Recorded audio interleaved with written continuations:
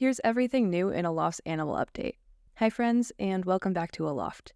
This airborne survival game has been a recent obsession of mine, and if you enjoy the survival crafting genre, it's a must-try in my books. The Alidove devs have been hard at work updating their game, and today I get to show off some of the fruits of their labor thanks to an early copy they sent me. If you want a more general overview of this fantastic game, feel free to check out my other previous Aloft videos, as this one is specifically focused on this update.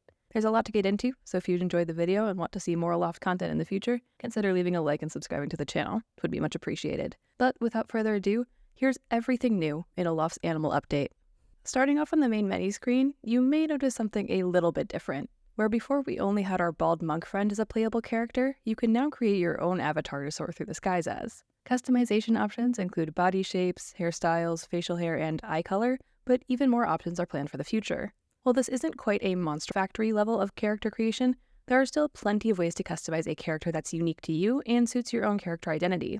You can also create multiple characters at once by saving them and giving them a unique name, and then you can rotate through them from the main menu, meaning that no matter what mood you're in, you can make a character that reflects your innermost state.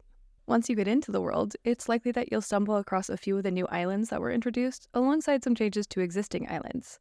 These new changes feature explorable caverns, which now have stronger internal lighting to make the details easier to see. And these are still some of my favorite video game environments of all time. You'll need to open blocked passageways of fungus using a special formula, but hidden behind these mushroomed webs, you'll be able to find abandoned chests that are full of goodies to help you on your way. From crafting resources to full-on tools, this is a wonderful way to insert the beginnings of loot tables and more incentives for exploration. You can also find abandoned chests scattered on a few existing islands, but the more valuable treasures are hidden for only the bravest adventurers to find. This means that you're going to need to leave your airship to find new stuff every once in a while, and the new locations and puzzles bring new excitement to that journey. But as you go, you should probably keep yourself satiated by making a hearty meal. Food and cooking has significantly more use in this version of the game. Instead of randomly slapping together ingredients to get a minor stamina or health regeneration buff, recipes now add extra health and stamina bars to your character, and potentially even give buffs, making you much more tanky and rugged for taking on large corrupted islands. Recipes themselves are still a bit of trial and error with an expanded ingredients list, but once you've found a new combination, it stays in your recipe book for easy future reference. Foods give a range of stats, so it's worth experimenting a bit to see what you get. It could be the stamina regen that I mentioned earlier, but it could be more attack damage or other kinds of fun buffs. Keeping a few of your favorite meal in your pocket can help you stay out of some really dangerous situations, though. To help yourself get out of those dangerous situations, you'll probably rely on your handy-dandy set of tools, which now have displayed stats so you can really see what you're getting yourself into. This confirms that the sword is the all-around best damage weapon, but if you decided to use it, apparently the shears can also do 5 damage per attack. These stats display tool tiers, attack damage ranges, and speed, so you can choose the ideal weapon for you, which is crucial to the new combat system. Our current mushroom foes, the Guardian Fungus, has gotten a little bit of an upgrade.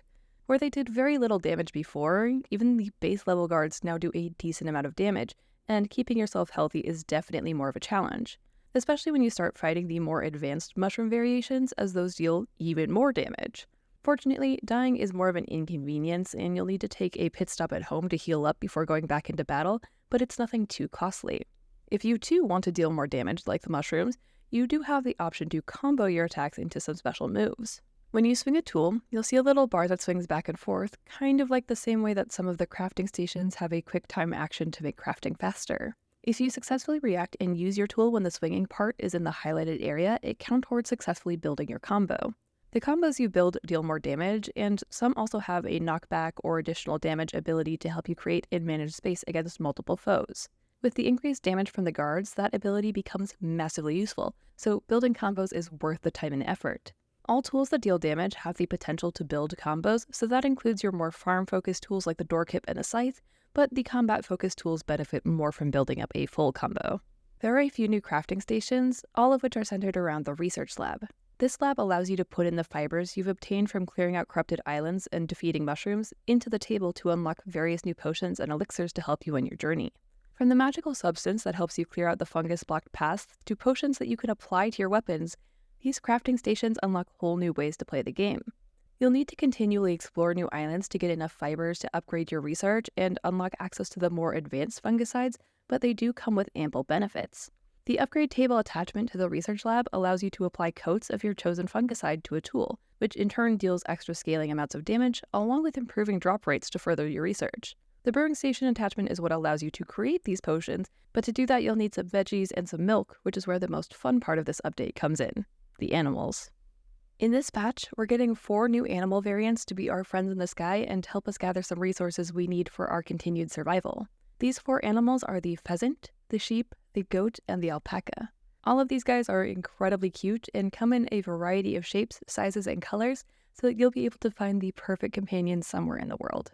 Animals are dimorphically male and female, and baby animals are just as small and adorable as you would imagine them to be. Aside from being cute and cuddly with possibly one of the best petting animations in the gaming world, these animals provide useful resources and utility to your survival journey.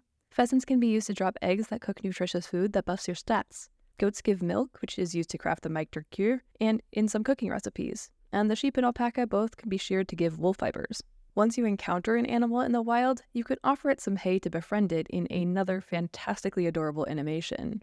After taming your new friend, they can be picked up and brought back to your home base. You can either be logical, like my friend Vex, and build a ramp, or you can be like me, and no thoughts head empty, just full send to jump off the side of an island to respawn at your home, animal in tow.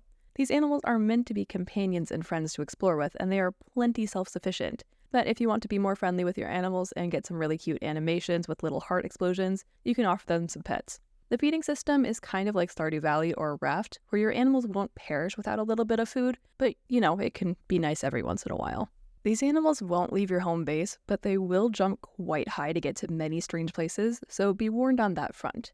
They also have randomized names upon taming, which immediately gives them so much personality, as does the little drops of manure they leave behind them. These droppings can be turned into a renewable soil source for all of your crop plot needs in the compost station, thankfully. Animals also play a large part on corrupted islands, as you can sometimes find them trapped in these little purple pods. You'll need to rescue them after cleansing an island. Some pods contain bones, which is a pretty dark detail, but also very interesting, and it means that I will be visiting every corrupted island I find from here on out to save all of these little guys. But those are all of the changes you can find in the fluffy update to Aloft. Again, this game is a must-try for survival crafting fans, and the infinitely playable demo is free to test out on Steam. So head over there, download the demo, and make some cuddly buddies for yourself. Make sure to wishlist the full game while you're over there too. Another massive thank you to the wonderful dev team for letting me test out this stuff early. It's super fun, and I could not recommend it more. But anyways, I think that's it for me for now. I hope you enjoyed. Please consider leaving a like if you did, and consider subscribing if you haven't already. It really helps me out. I hope to see you all again soon, but until then, have a great day.